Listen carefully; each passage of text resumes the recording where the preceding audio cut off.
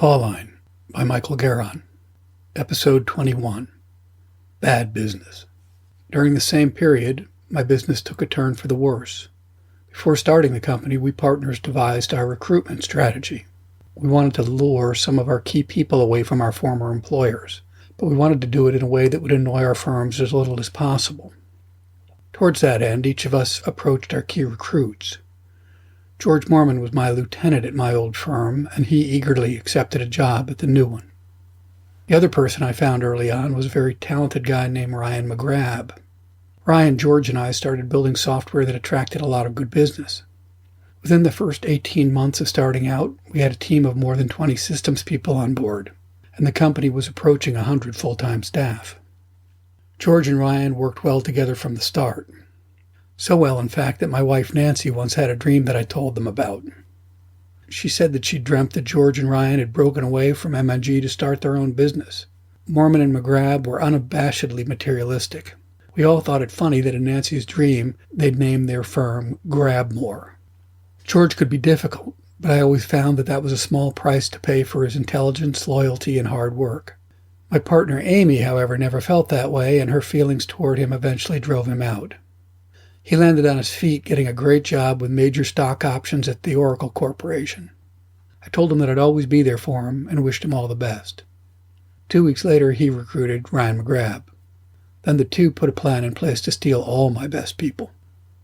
They pulled person after person over to Oracle. It was easy pickings as Oracle was a first-class company offering serious stock options, and their stock was flying off the charts. Mormon and McGrabb set out to kill my business. I was doing everything I could to keep my head above water, but my clients were getting nervous. Then my project deadlines began to slip. I took up a mantra that summed up all my world. My life is in balance when my family, my clients, and my business partners are all equally disappointed in me. George was angry. He waged all-out war cherry-picking my people. In the end, I told him to forget I'd ever considered him a friend. He was dead to me. Then I threatened Oracle with a lawsuit if they took another person. At that point, they agreed to cease and desist. 5 years later, George and Ryan actually did start their own firm. Here's what I found out about it on the web. Grabmore Technologies, LLC, was founded in 1998 by two former Oracle Corporation employees, George Mormon and Ryan McGrabb. Having not only worked at Oracle, but at several other companies specializing in Oracle consulting, we have developed a strong team of some of the best and brightest Oracle talent in the area. Yeah, boy, mine. The last I heard of George was this sad article from July 2005 in the Washington Post. George Robert Mormon, 44, a McLean business owner and computer programmer analyst, died July 24th of a head trauma after a boating accident on the Potomac River near Fredericksburg. He was a McLean resident. Mr. Mormon dove off a boat in shallow water near Fairview Beach and did not resurface. When friends pulled him out of the water, he was unconscious. He was declared dead at the scene. Mr. Mormon ran his own company, Grabmore Technologies. Previously worked for a number of technology companies. My note, he was out swimming with Ryan when he died. The loss of my top talent put me into an even more frantic hiring mode than our typical breakneck pace. The typical pace was set by Dave. Here's an example of how he set it. I announced that I'd landed a small new piece of work, 2 people for 6 months. He shook his head and corrected me. No, that's 4 people for 3 months' work. Better get busy hiring. One guy I brought on was a software project manager by the name of Gary Giordano, who had just left Booz Allen. I consider myself a keen judge of technical competence, and Gary seemed an okay fit. But I started noticing that something was weird about the guy. One time I joined him for a marketing call. To my surprise, he was driving a pretty decent Mercedes. I knew how much he was making, so the car seemed a little over the top. He pulled into a filling station, and the cashier came out to tell him his credit card had been rejected. He asked me to hand him a box under my seat, and when I opened it, I saw it was stuffed with credit cards. When I asked him about him, he smiled and said, "If you keep enough of those in play, you'll never get caught." A short time later, he gave me his timesheet to sign, and I noticed that he hadn't taken leave on a day he told me he was off. When I confronted him about it, he winked at me and said, "Come on, we both know how this game is played. You just build the government for the time. What do they know? We keep this between us." He was a large guy and somewhat intimidating, despite wearing a ludicrous toupee. It seemed he often tried to force me into compromising positions, ethical dilemmas. I knew I was the boss and I had the upper hand, but even so, he made me kind of scared. It wasn't a role I knew, and it made me very uncomfortable. This behavior continued for a few months, and I began to puzzle out how I could get rid of him before things got any worse. As the holidays approached, we scheduled our annual Christmas party, and as usual, it was set up to be a gala affair.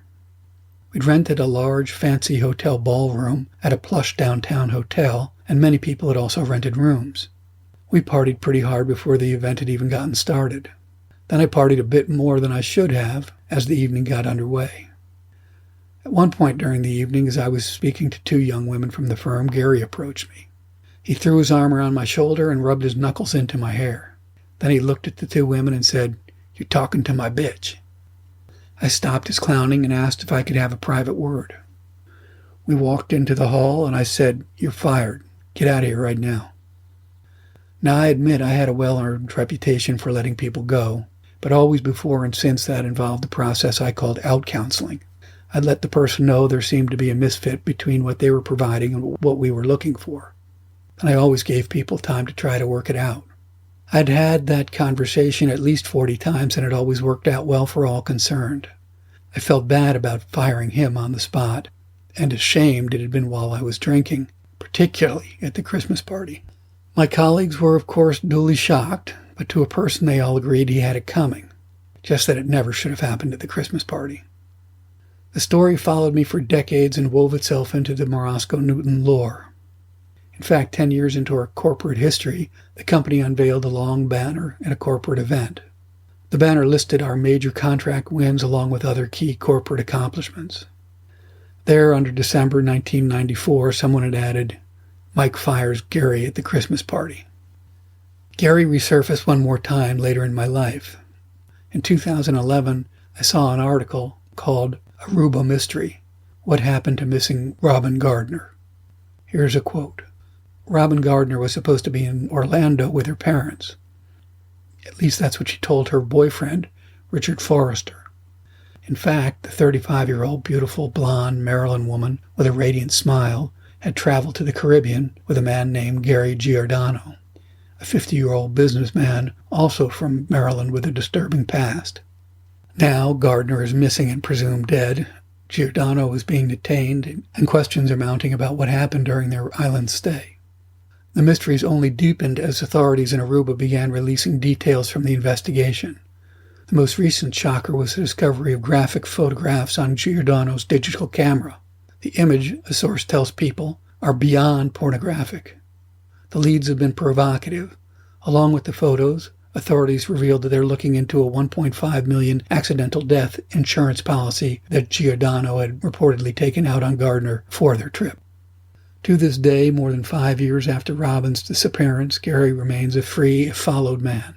He was denied a payout for the insurance claim due to suspicions that he's responsible for her disappearance, and the U.S. police have arrested him several times on various unrelated charges.